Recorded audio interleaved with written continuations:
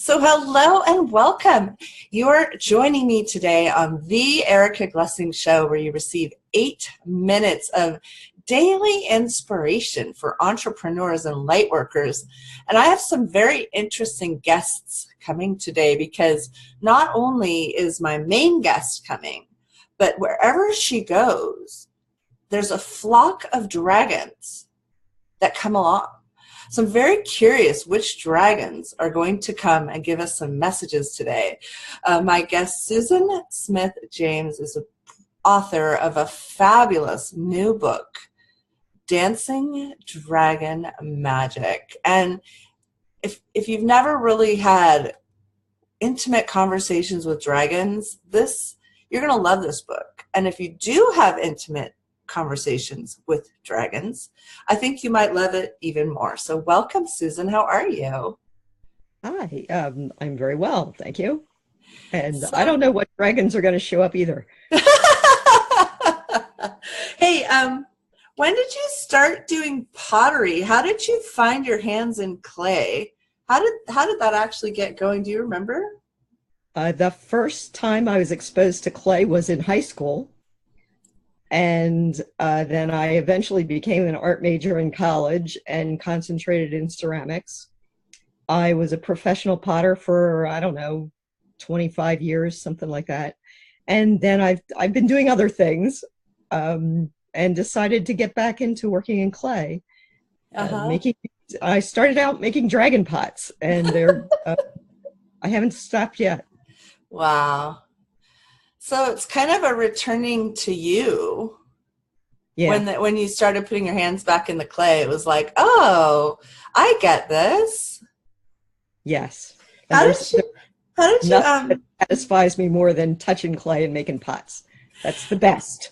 How did you create that space? I'm fortunate, you guys, because I've known Susan for a while, so I had a very easy time preparing for this interview. So tell me a little bit about the room that you created and what that was like to create space in your sort of wintry East Coast farm.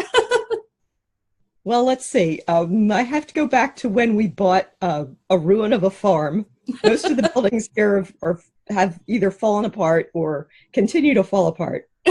And when we bought the place, there was a garage, a 2-car garage in the center of the driveway with half a roof. Half a roof. Half a roof. Only really helpful in the snowy winter. Right. It was definitely not good. So my husband fixed the roof, and I said, well, can I have this building? I really want a studio. And it sat there still for more years, like with a roof, so at least it was covered, but it wasn't at all nice inside. It was a garage. And I talked my husband into fixing it up into a studio. And that's where I work. It's very nice. I have a little nice windows, south-facing windows, and a nice display area, and never enough room for all my stuff, but there's never enough room. George Carlin has the best set of comedy on finding room for all our stuff, and then we get more stuff, so we have to get more room, and then we get more stuff. But tell me a little bit, when your hands are in the clay, tell me how the dragons came about. How did the dragons start jumping into your art? How did they just start kind of like being present like that? I hadn't made pots for years.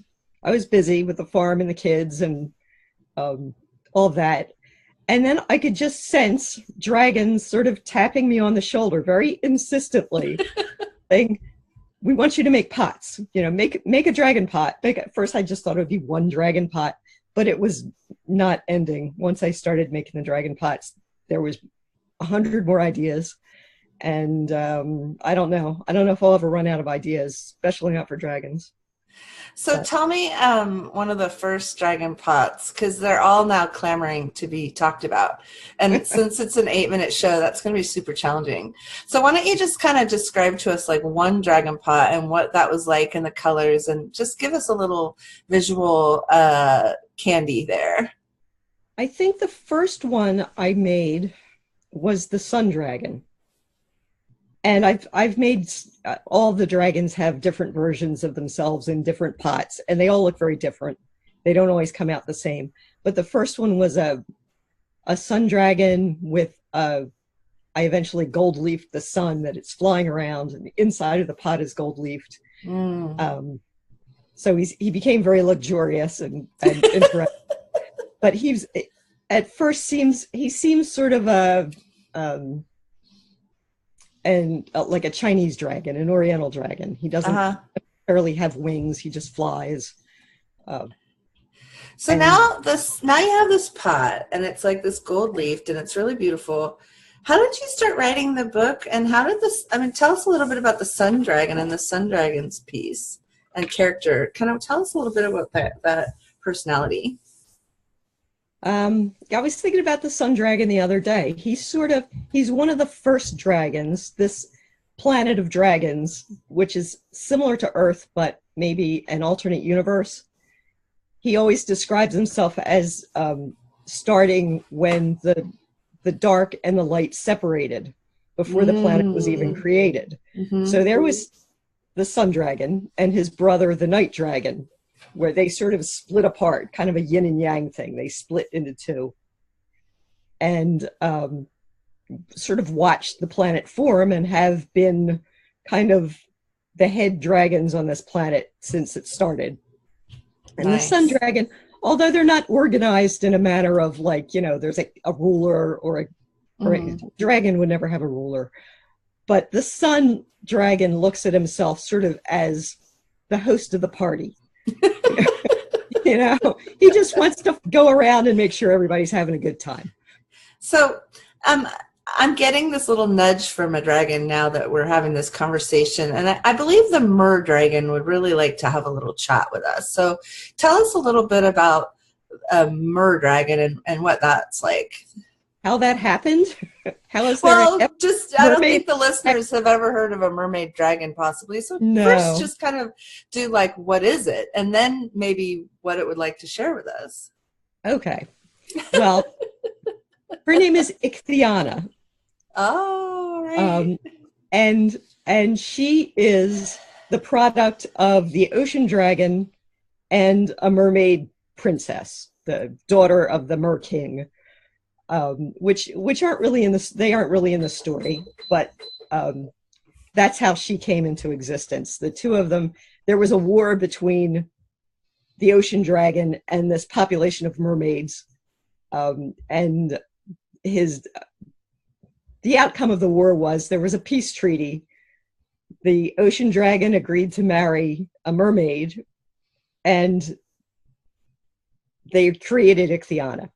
Ichthyana is basically the peace treaty. She has referred to herself, or she is referred to as peace incarnate. So part of her past, there's nothing like her anywhere on this planet or ever has been before. She's sort of unique to the entire universe, I guess. And she has certain powers, like just her very presence makes things peaceful. Like nobody can have an argument in front of Ichthyana. It just won't work.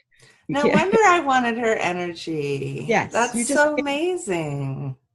So that's one of her gifts. There's a lot more to her, but she's interested in her own book. I know. After Dancing Dragon Magic, and after we all start getting addicted to all these stories that Susan James Smith wrote for all of you, there will be more stories because apparently they wake you up pretty often with their stories. Tell us a little bit about what that's like to be woken up by dragons. Well, anyway, because this is a farm, but they like to get me up before dawn, whenever that is. And I sit and meditate for a while, and the stories just come in. If I just think of any of the dragons, they're very willing to tell me any kind of story about themselves, or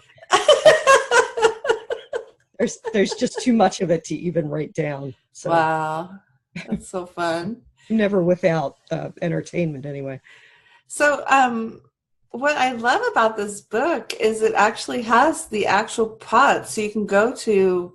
Tell us the website and how people can get the book and find out more about your dragon stories. Okay. Well, the book is on Amazon. And there's also my website, www.dancingdragonmagics.com. And there I have lots of very pretty pictures of the pots. The book has kind of close-ups of the pots. You don't get to see all of them in there. Yeah, exactly. And just as a caveat, everybody, Happy Publishing published the book. So I am just joyful to be part of not only this interview with Susan James Smith, who wrote Dancing Dragon Magic, but I also get to be the publisher of the book. And the dragons have been just entirely entertaining throughout this entire process. It's been really fun. And I've never been co-published by dragons.